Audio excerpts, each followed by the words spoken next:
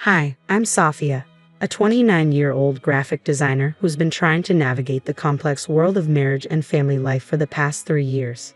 Before I share my story, don't forget to like and subscribe for more real-life tales full of unexpected twists. Now, let me take you through the heartaches that unfolded just before what was supposed to be a dream vacation. We had been eagerly anticipating this trip for months, a family getaway to Hawaii, the kind of paradise you only see in glossy travel magazines, promising breathtaking sunsets and soothing ocean waves. But as the morning light filtered into the room, it revealed a stark contrast to the silence that had settled over the house. Something was wrong. The usual pre-trip commotion, James and his parents bustling about, the clatter of breakfast dishes, was missing. Instead, there was only an eerie, unsettling stillness. I grabbed my phone, the time glaring back at me, and a wave of panic surged through my stomach. I had overslept. But where was everyone? I hurried downstairs, the stillness of the house growing heavier with each step. Then I saw it, a note casually left on the kitchen counter. Didn't want to wake you. You seem tired. We'll see you when we get back. My hands shook as I gripped the note. James's words echoed in my mind, an excuse wrapped in the guise of thoughtfulness. Confusion and hurt swirled within me as I dialed his number, each ring dragging on painfully until his voice finally answered. "Hey, you're awake," James greeted me, his tone almost too casual. "We thought it'd be best to let you rest. The flight was smooth and the weather here is amazing. You would have loved it. How could you leave without even waking me? We planned this trip together." James sighed, a sound that seemed to carry the weight of the ocean between us. "Safia, we just thought you needed the sleep. Mom suggested it might be best to let you rest." And that's when it all fell into place.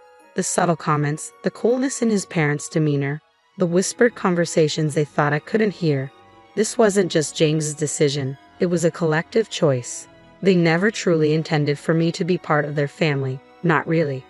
I needed to be there with you, with all of you. This trip mattered to me too, James. It's not just about missing a vacation, it's about being shut out of our family's life.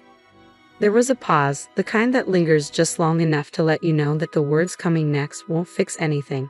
"I'm sorry you feel that way, Safia. We'll talk when I get back, okay? Just try to enjoy the time at home. I love you." The line went dead, and so did something between us. As I stood in the silence of what used to be our shared home, I felt a resolve solidify within me.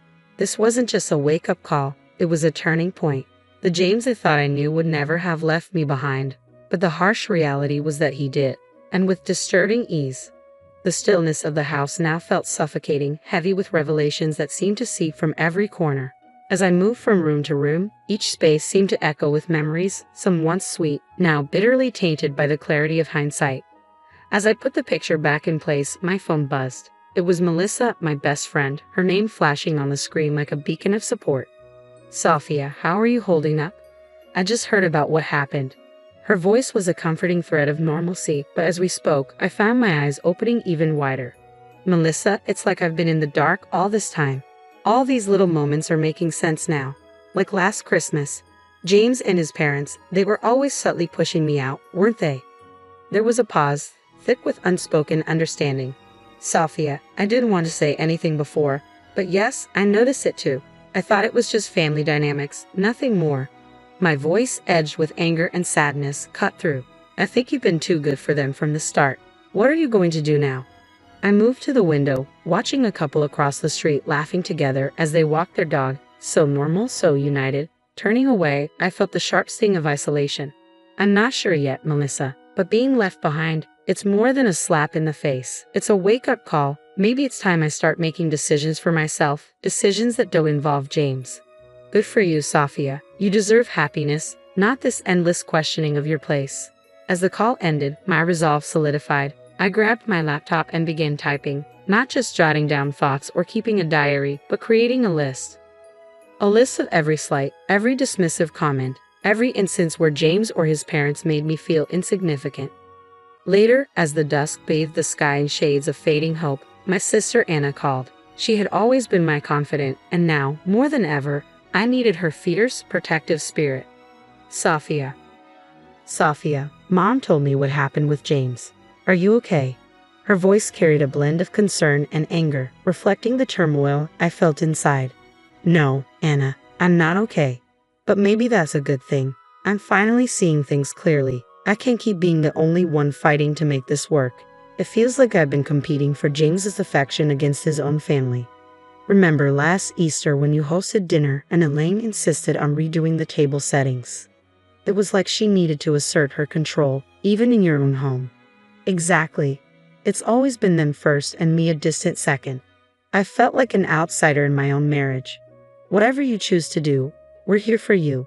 We all see you for who you are and love you. That night, I went to bed with a notebook by my side. The pages quickly filled with plans and ideas. No longer just dreams, but concrete steps to take. Tonight, I allowed myself to fully embrace the weight of my heartache, using it as the foundation for the strength I would need to rebuild. As the morning light filtered through the blinds, it cast long shadows across the room, where I sat amidst a sea of scattered papers and notes.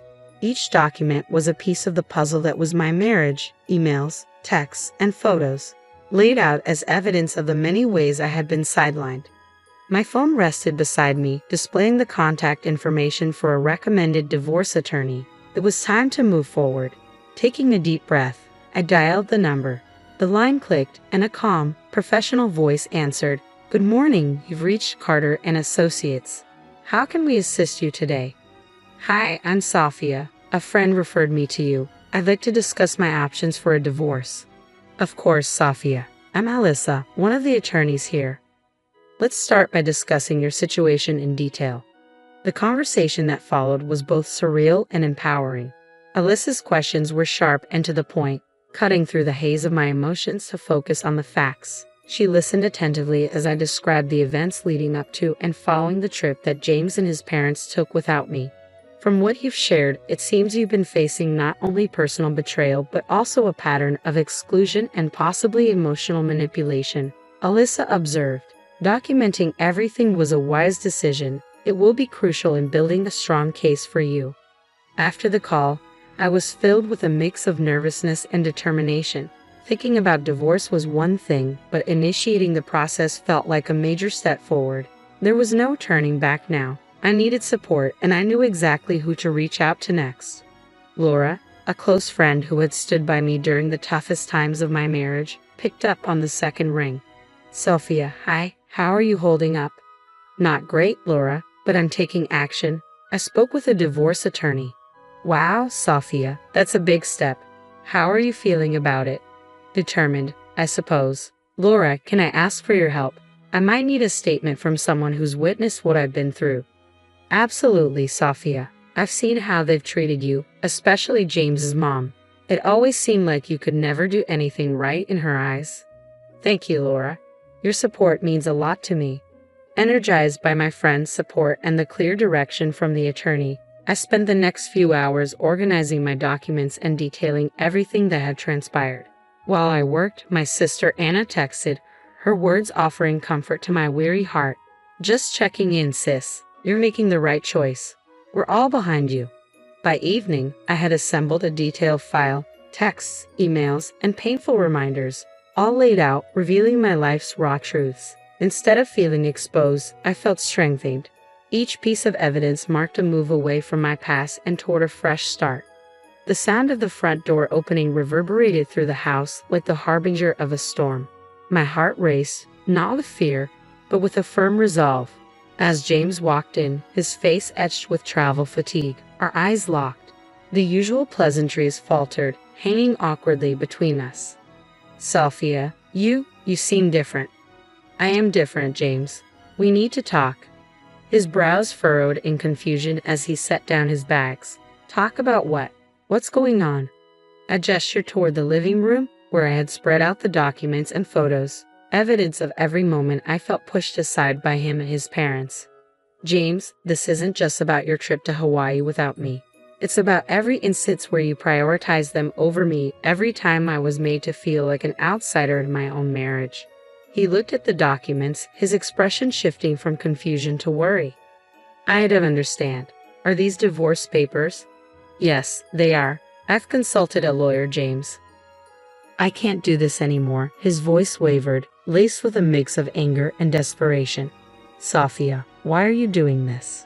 We can talk it out, go to counseling. You're blowing this way out of proportion. I shook my head, unwavering. It's not out of proportion to want to feel valued, James. Your mother's constant interference and your silent complicity with her, it's suffocating. I'm not just an extension of your family. I'm your wife, or at least I was supposed to be. But I love you, Sophia. I just thought what? That I'd stay silent and accept the scraps of attention you and your parents decided to give me. No, James, this ends now. He began to pace, running his hands through his hair in a gesture of frustration and disbelief. So that's it? You're just going to throw away everything we've built because of a few misunderstandings? They're not misunderstandings, James. They're part of a pattern, a series of choices you've consistently made. And now, I'm making my own. His expression hardened as he glanced at the paperwork once more. If this is what you want, I won't stand in your way. But I think you're making a mistake. I've made mistakes before, I said, my voice steady. Staying any longer would be another one. As he sifted through the papers, his movements slow and deliberate, the gravity of our fractured relationship became unmistakable. This confrontation was painful but necessary, a decisive moment that marked the end of my resignation and the beginning of a new path for me. James, this isn't just about our relationship. It's about me reclaiming my self-worth. You might not understand it now, but I hope you will one day. He nodded, a silent acknowledgement of the chasm that had grown too wide to cross. As he collected the papers, a look of bitter acceptance in his eyes, I felt a mix of sorrow and relief. This confrontation, though heart-wrenching, provided the closure I needed, the crucial step towards reclaiming my voice and my life. The early morning sun bathed the boxes stacked in my living room in a warm glow, each one meticulously labeled: books, art supplies, memories. Today wasn't just another day. It marked the beginning of my new life in a new city, a concrete step toward the future I had chosen for myself. As I taped up another box, my phone rang. It was Rachel, a friend who had relocated to the same city last year. Her voice was brimming with enthusiasm. Sophia, I heard the big news. Welcome to the neighborhood. When do you get here? Hi, Rachel. I'm actually packing up the van today. I should arrive by tomorrow evening. I'm so ready for this fresh start. That's fantastic. You're going to love it here. And guess what? I've already planned a little get-together this weekend. Consider yourself invited. Laughter bubbled up inside me, light and freeing. That sounds wonderful, Rachel. I really appreciate it. It's been a while since I've looked forward to something like this. After ending the call, I returned to packing, but it wasn't long before another call came through. This time, it was the HR manager from the design firm where I had recently been offered a job. Sophia, good morning. I'm calling to confirm your start date with us. We're all excited to have you on board. How does Monday sound for coming in and getting settled? That sounds perfect, I replied, a smile spreading across my face. I'm really looking forward to it. It feels like just the change I needed. Fantastic. We're confident you'll bring a lot of fresh ideas and energy to the team. See you Monday, Sophia. As I hung up, a wave of accomplishment washed over me. Everything was falling into place, not by chance, but by my own choice. I paused to enjoy the stillness of the morning, reflecting on the journey that had led me here. With the final box sealed, I took one last look around the house that had been my world, filled with both joy and sorrow. Now it stood empty, a blank canvas waiting for its next chapter. But I was ready to create something new, something entirely my own. And with that, we reached the end of Sophia's journey toward reclaiming her life and embracing a new beginning. What do you think was the pivotal moment that set Sophia on her path to independence? Was it the initial betrayal or her decisive move to take legal action? We'd love to hear your thoughts in the comments below. Let us know which moment resonated with you the most. If you enjoyed Sophia's story, don't forget to like this video and subscribe to our channel for more inspiring content. Your support helps us bring more stories like Sophia's to you.